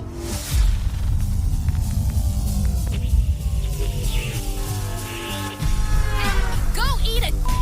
You are expelled, Station Rocker. If I find you at that party, and I will find that party, you'll spend 24 hours in detention. I promise you that. This is a game about a 90s world that didn't exist. I can't believe you haven't seen anything about this. This is so unconvincing as far as like getting the 90s down. Oh yeah. But it's got a ton of licensed tracks and stuff in it, so you can make your own custom slushies, your car dies in the middle of the night, there's skateboarding, Smashing Pumpkins does the music, or at least a couple tracks in it. The 90s were just like what you remember. I guess.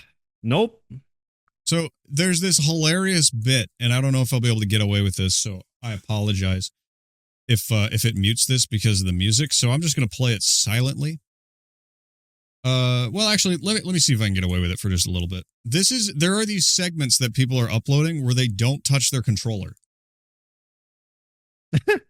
You just sit there and watch your characters move. I'm not steering shit, so we'll see how it goes. Dude, I can't go to prison. So I'm not really doing anything. I'm not really touching anything. I'm not really I'm not touching, my... Want me to clap for you? I'm not doing anything here. This is really unbelievable. So I don't have to do it. This is me clapping my hands here. And, this is why IGN loves this, I guess. Because, this is the clap stream for me. And wow, dude, look, whoa, what a game, huh? This is stupid. It is stupid. But there's did you hear what he said? What part? IGN gave this a 10. Of course they did. What do you mean, of course they did? The 10 is sacred in IGN. Right? IGN is beyond broken. Yeah. They've been utter garbage for at least 20 years. Yeah. Okay, so real quick. Cute idea. Right? Yes. Let's go back, enjoy some memories of the 90s as teenagers. I just the color palette is totally wrong. Mm-hmm. This is not how you make the 90s convincing. The 90s was beige. It didn't have all this purple shit. Maybe it did, but I think people whoever worked on the art direction for this is the 80s or the 90s, but also it has to appeal to Zoomer color palettes. I'm sorry, it looks too modern. It does. But what got me about this review was the guy who was doing it was it was such an emotional experience for him. This is the guy, by the way. This is who they pay. You can see the dandruff on his t-shirt. Yeah. Do you think he was a popular kid in the 90s? I think so. The first type of these, I don't want to say the first, but when these teenage drama based video games started kicking off, I think the first one was Life is Strange. Mm-hmm. Yeah, he even compares it to that. Yeah, and I watched internet historians explained episode of Life is Strange True Colors, which is hilarious. It's great, 2 hours of him just bagging on cringe millennial shit. Mm-hmm. But I looked up reviews. So that one, the super cringe one, it has bad reviews. The very first one, I think, that came out in 2013, I want to say, still has overwhelmingly positive reviews on Steam. It is gay, but apparently the writing's really good. I haven't played it myself, but I don't know, this whole idea of a story driven game, you have to have, in my opinion, you have to have a damn good story. Mm-hmm. And throwing action in there that you just watch, it's not masterpiece quality. You should have a gameplay element that goes with it. I don't know, just nothing about this is working for me, just from a pure design standpoint. It doesn't look nostalgic. It looks like freaking Spider-Verse. Do you realize, which is a modern aesthetic sensibility that shouldn't be in this game? Sorry, yeah. What? Well, do you realize it is the year 2026? Yeah. It hasn't been the 90s for 27 years. And we're still making stuff that's, because I called this, by the way, when they were doing Stranger Things, and they're it's an 80s movie, or it's an 80s movie, and it has it's Spielberg inspired and stuff. I was like, they're going to do this for the 90s. Yeah. And they're going to do this for the 2000s. And they're going to do this forever, because you're always going to be looking back and never looking forward. See, that's what's crazy about it is The 90s was like I mean, okay, I would argue that the 2010s had a distinct aesthetic. But what is the 20-teens had? And then the 2020s, it's just been slop. It hasn't had an identity. Right. So like this nostalgia thing is going to stop at like 2015 probably. Unless people want to go back and be like, aha, remember when we fought the power in college? Yes. Like, I don't know, man. You can make combo slushies, though, in the game. And he really likes that. You know, because that's what he did when he was wasn't in the locker.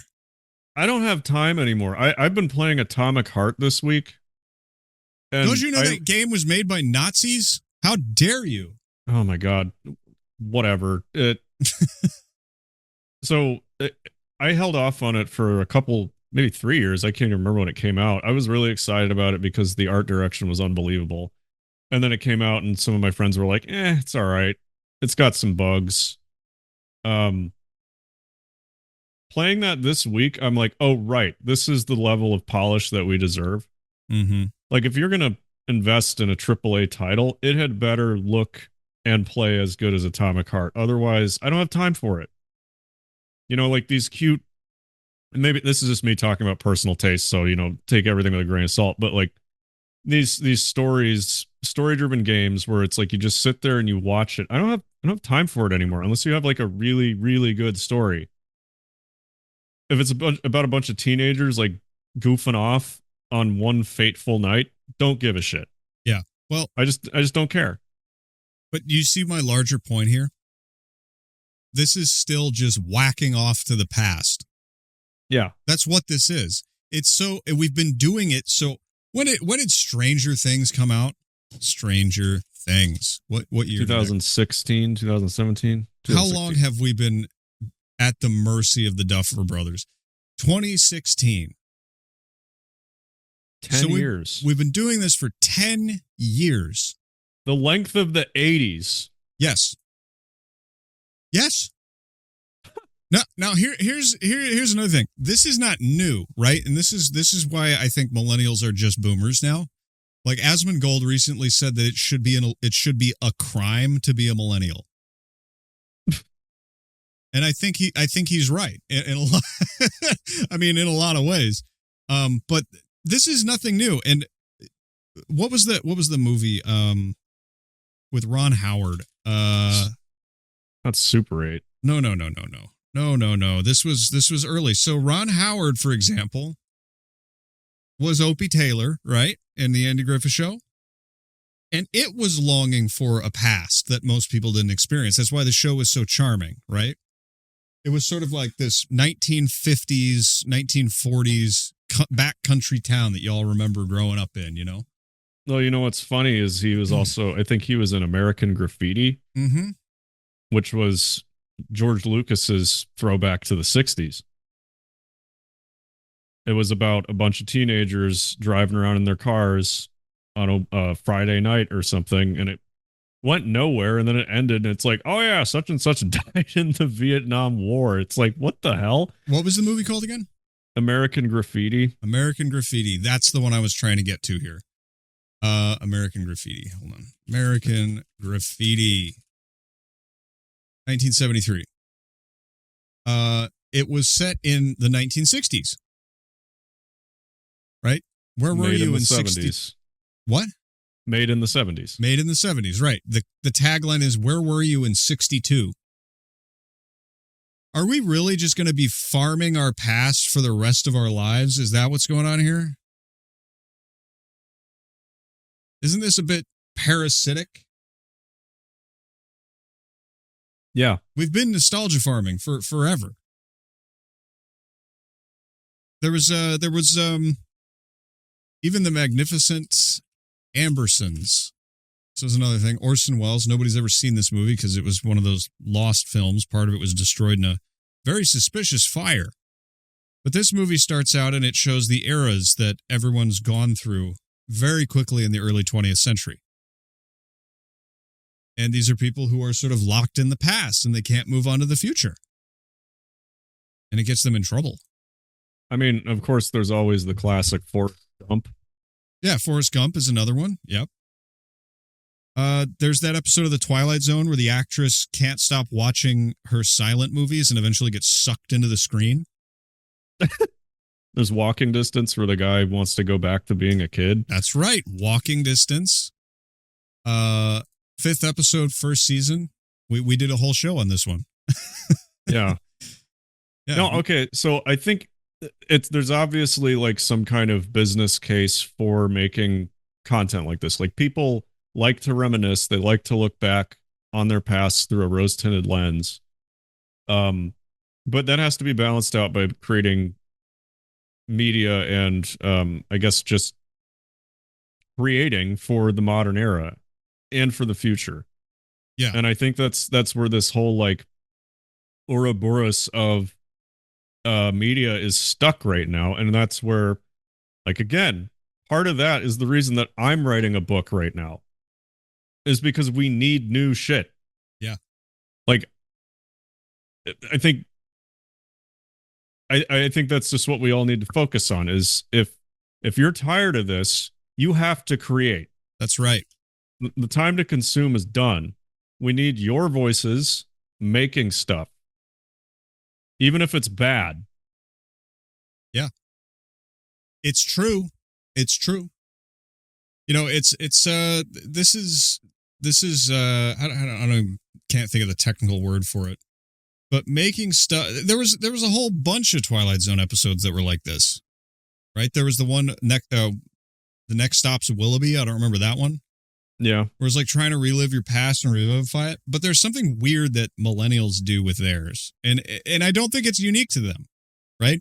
Because the boomers were, you know, they went through a series of like, oh, you know, the best time in American history was like the 50s or something like that. And then there was this whole thing that they did about the 50s from like the 70s onward, where the 50s was actually everyone was secretly like an alcoholic and everyone was cheating and beating their wives. And, you know, nobody actually went to church and the people who did really hated it and all that stuff. They just did it to fit in and all that. Mm-hmm. Like it never existed. It never existed.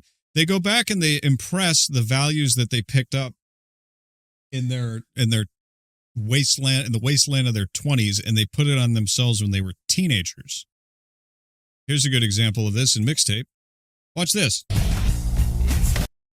Gotta mute it because of the music, but your weapon in this skateboarding mission is flipping things off. If that isn't the most millennial thing ever. Exactly. Oh, look, I flipped off this fire hydrant and it exploded. Oh, I flipped that guy off. Oh my God. Dude, it is so bad. Oh. This is not. That's. I mean, just the 10 out of 10 is like. Could you make it more obvious that you have been paid? No, I don't, Adam. I don't think he's been paid to give it a 10 out of 10 because at the end of that interview or the end of the review, let me go back to IGN real quick. At the end of the review, he says he has to explain why he gave it a 10 to another guy. Oh, yeah. Because, you know, IGN's like, they make fun of it, make fun of IGN for giving things 10s and 7s and things like that. Games, and does so with a masterful sense of style. Reviews director Tom Marks here with Simon Carty, our reviewer for Mixtape, to talk a little bit more about that very big number that just showed up at the... They have to explain it. Okay. Oh, dude. It's so bad. It's so bad. But the thing is, and this is what's crazy about boomers and millennials. It's something that they have in common. They don't want to grow up. It's Neverland shit. Everboy stuff. That's what it is. Yeah. You don't want to grow up. You don't want to leave that stuff behind. You just want to be left alone to reminisce on your childhood and your teenage years. It's something that I've had so many conversations about recently is we're not growing up because I don't think anybody passed the torch to the boomers.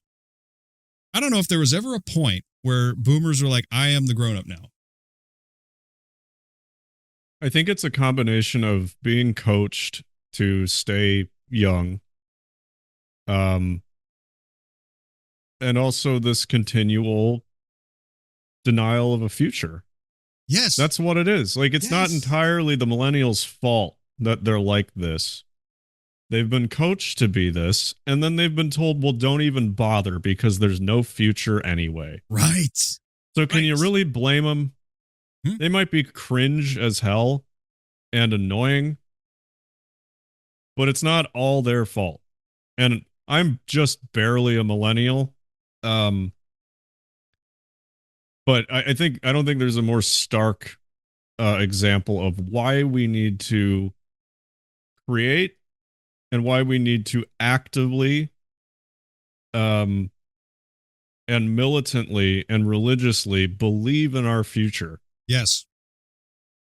Because don't listen to the box that says you're always an ever boy.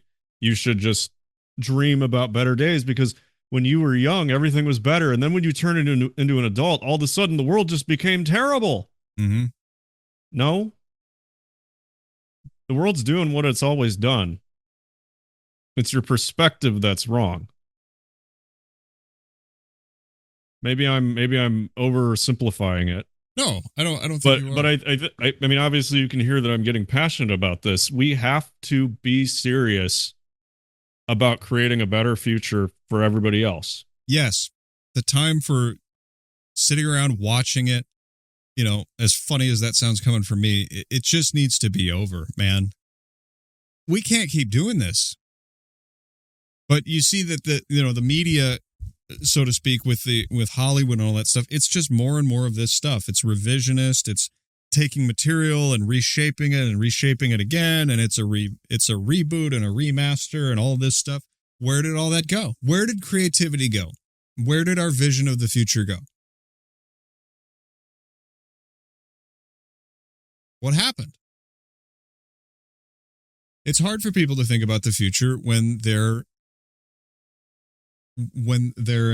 entire paradigm is that the things are never going to get better than when you were, 15, 16, 17 or whatever.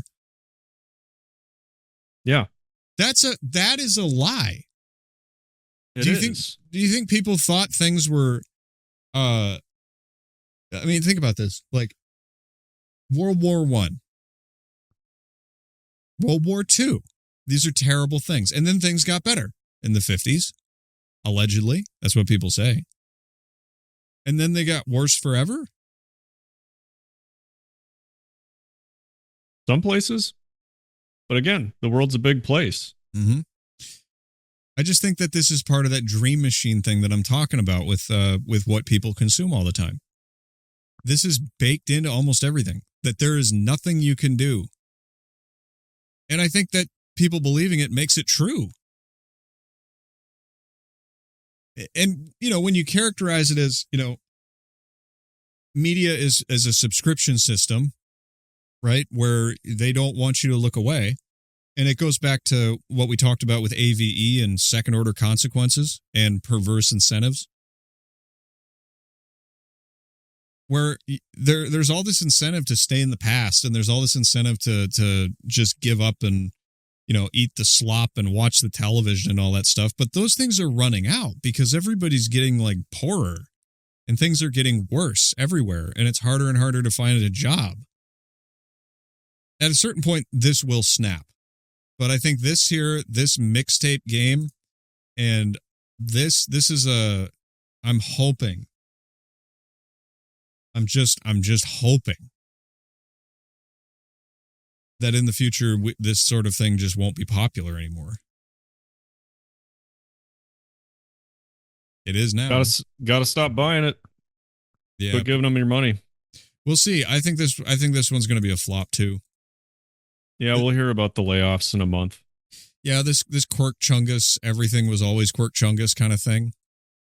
I think that's that had its day. Yeah.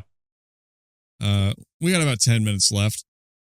How about this is another one about manifesting. You want to see this? Yeah. Oh wait, no, I'm sorry. We already did that one. Just looking out the window, it's quite beautiful outside. I'm thinking about manifesting a cut lawn. Ooh. That's probably good. How about a funny one? This one's one Daniel sent to me. He couldn't be here. They turned a robot into a Buddhist. Oh. Check it out. They gave him a bald head. Yep, this is the future. This is what they want. Let's look at the story here. South Korea's first ever robotic monk has been officially initiated into Buddhism.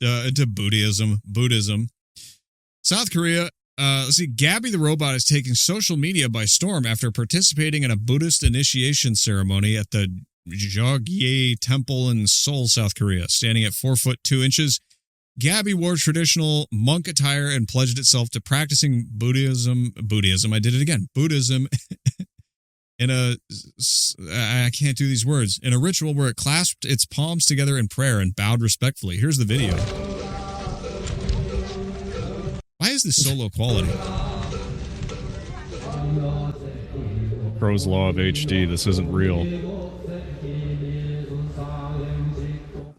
로봇 행전은 합장한 채로 예 귀하겠습니다. 라고 대답하시길 바라겠습니다. It can't even put its palms together. Yeah, it's like, yes, I will devote myself. Looks like it's going to play a jaw harp. They gave it a necklace. I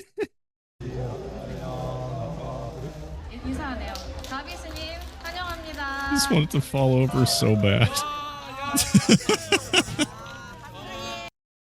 This is the future. I can't think anything like really much more cynical than this right here. Namaste. Yeah. God. What? I mean, there's so many problems with this, but like, at least leave religion for the humans. I mean, come on. No. Everything is globo-technocracy now. There's no getting away from it.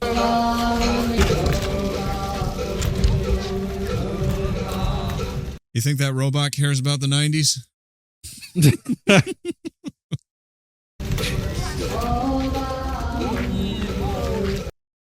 What is this?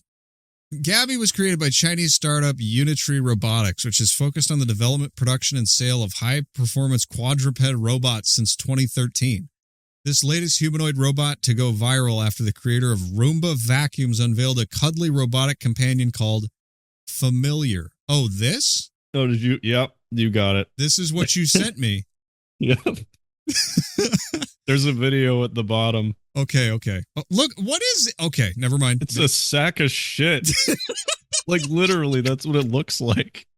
It's so stupid.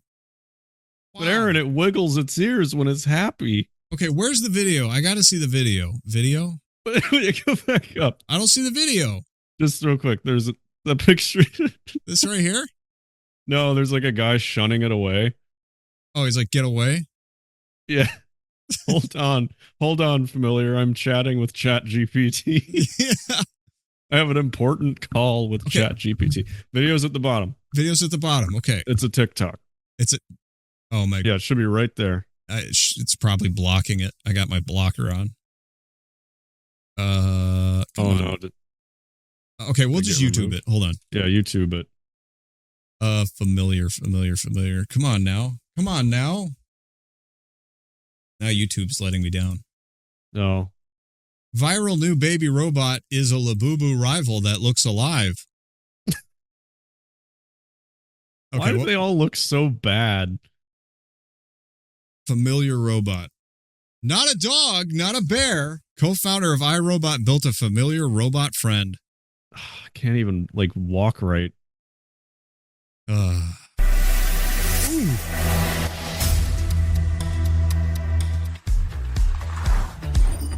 Colin Angle, the co-founder of iRobot and the mind behind Roomba, is starting a very different kind of robotics story. After helping bring home robots into millions of houses. Why do we have to have an AI voice? Couldn't you pay a guy on Fiverr? It's the future, Aaron. He has now launched a new company called Familiar Machines and Magic, featuring a bold idea he calls consumer physical AI. Yeah, just make it blink a lot. That'll do the trick. Their first prototype, simply called a Familiar, is a quadruped focused on emotional intelligence. It's amazing that humans can create things that look like animals and they're all horrifying, but every animal God created is adorable in some way, except for the fish at the bottom of the sea. What makes the familiar so unusual is that it is designed as a four-legged robot that looks like a cross between a dog and an abstracted bear. It is built with 23 degrees of freedom, allowing it to wiggle its ears, tilt its head, and even wag a small nub of a tail with a fluidity that feels biological rather than mechanical. I don't know, man. This looks pretty mechanical to me. Yeah. The prototype also has a touch-sensitive coat, which is meant to encourage human bonding through physical interaction instead of relying only on screens or speech. Man-made horrors beyond your comprehension. Man-made horrors. It's really bad. I know it's a prototype, but if you're trying to bring like Disney animatronics into your house, you got to do a little better than that. Dude, this future sucks. It sucks. No wonder people want to go back to the 90s. I get it. It's all escapism all the time. Nasty. It sucks unless you make it better. This is true. How about there was this, let's see, this is funny. It's another thing, but this here's a Brazilian channel that is now mocking AI videos. Perfect. A senhora acha que a cidade está com muito buraco? Não, eu não acho que a cidade está com muito buraco. Minha boca caiu! Dona Maria, qual é o segredo do bolo caseiro? É só você fazer em casa.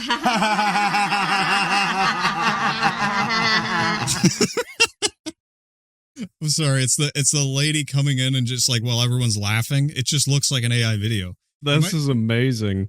E você, já está preparado para a guerra? Claro, pelo Brasil eu mato e morro. Se não der para fugir pelo mato, eu fujo pelo morro.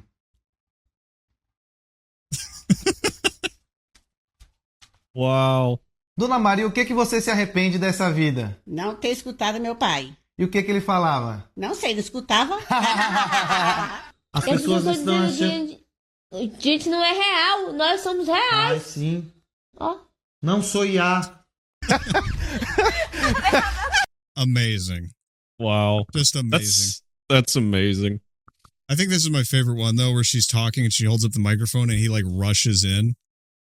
Is this supposed to be, like, a flying microphone or something like that? I don't know. It's exactly right. Oh, it's just not there, man. That's hilarious. Oh, man. But, I mean, right there, that's exactly what you need to be doing. Yeah. You need to be laughing about it. Yeah. I mean, I don't know if it's going to fix everything, but it feels like a step in the right direction. Change yourself, change the world, right? Yeah. That's what the Buddhist Robot told me. So I have one more, and I kind of spoiled it here a little bit. But I like this one because it's in some way demonstrating what it's like to have a conversation with people these days. The ones who have been fully goy beamed. All right. Because attention spans are so short. And this is one of the few that made me think, what if we did a low stimulation episode just for fun? So here it is.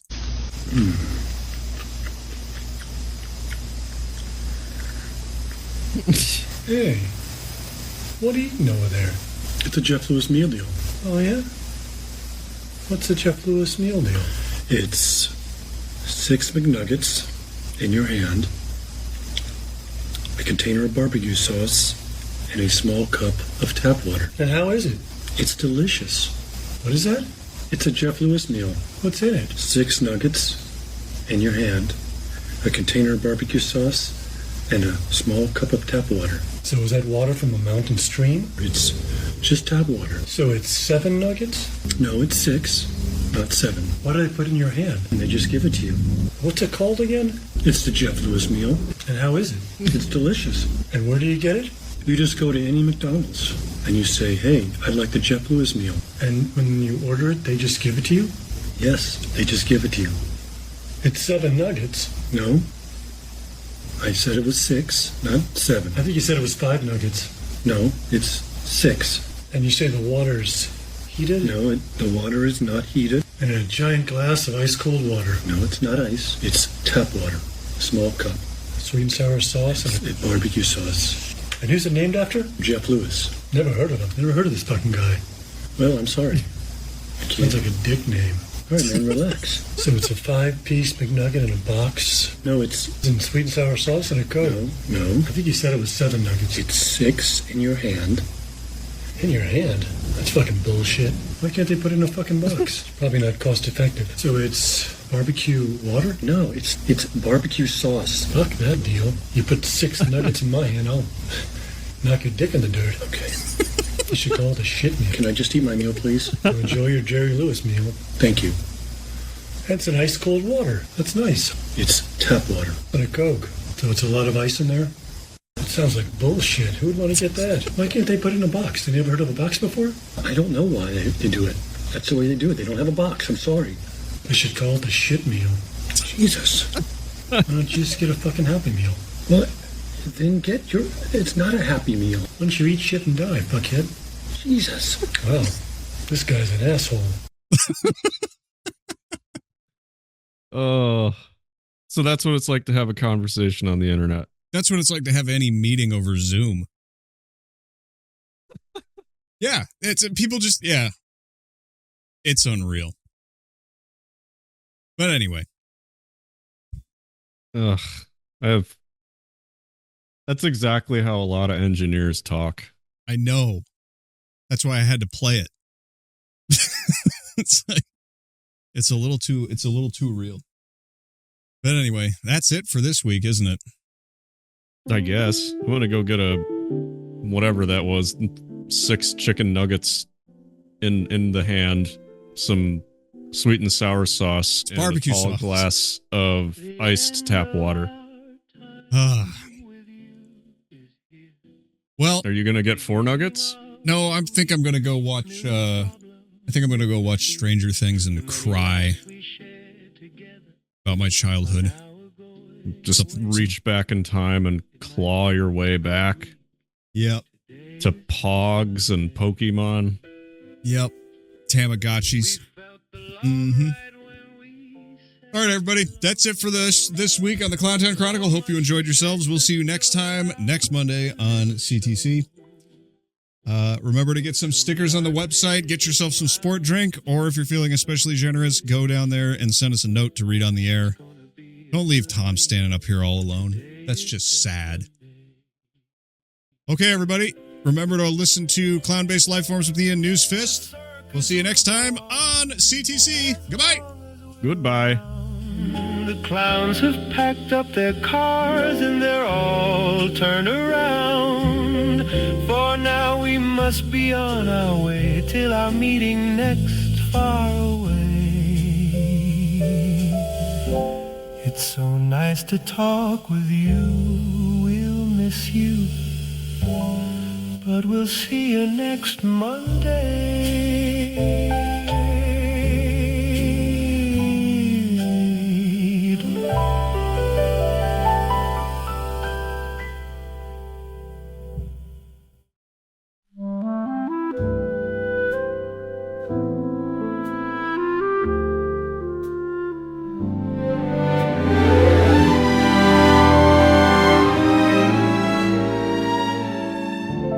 Episode 1, me in a closet, talking to a houseplant, 'cause it's all I've got. Mic on a shoebox, chair from the curb. I say roll the ad, but they ain't English word. If we had no donors, no patrons at all, we'd mime the episodes on a strip mall wall. Every soundboard effect is just a dial-up tone, and the credits just say made by me all alone. So here's to the legends who keep this